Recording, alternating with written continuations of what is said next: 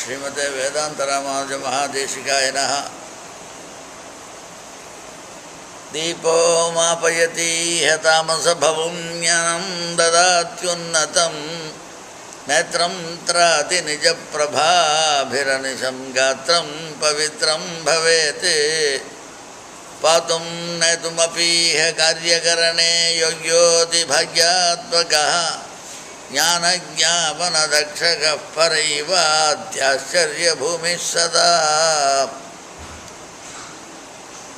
தீபமானது தன்னுடைய ஒளிகளாலே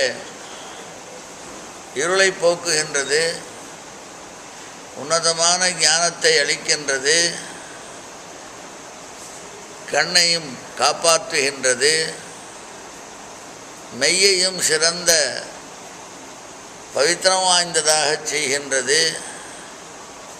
சில காரியங்களை செய்வதற்கும் காப்பாற்றுவதற்கும் மிகச்சிறந்ததாக நம்முடைய பாக்ய ரூபமாக அமைகின்றது. மேலும் ஞான ரூபமாகவும் ஞானத்தை உண்டாக்குபவன் ரூபமாகவும் இருக்கின்ற எம்பிரானைப் போல தன்னையும் காட்டி மற்றவர்களையும் காட்டுகின்ற காரணத்தினாலே ஞானமாகவும் ஞாபனமாகவும் ஆச்சரிய பூமியாக தீபமானது சிறந்த முறையிலே திகழ்கின்றது. எனவேதான் நம் முன்னோர்கள் தீப வழிபாட்டினை செய்தார்கள் என்று சொல்லி முடித்துக்கொள்கிறேன்.